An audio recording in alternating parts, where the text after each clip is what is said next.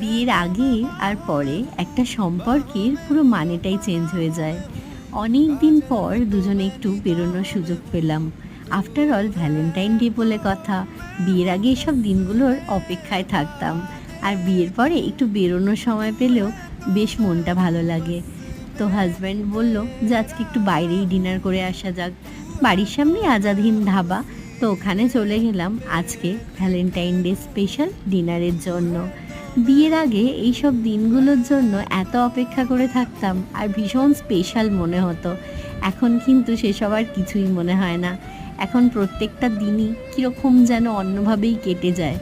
তো যাই হোক, আজকের ডিনারটা বেশ ভালোই হলো, আর আজকের কিছুক্ষণ দুজনে একসাথে কাটাতে পারলাম, সেটাও অনেক ভালো লাগলো। তোমরা কিন্তু অবশ্যই জানিও তোমরা ভ্যালেন্টাইন ডে কীভাবে কাটালে।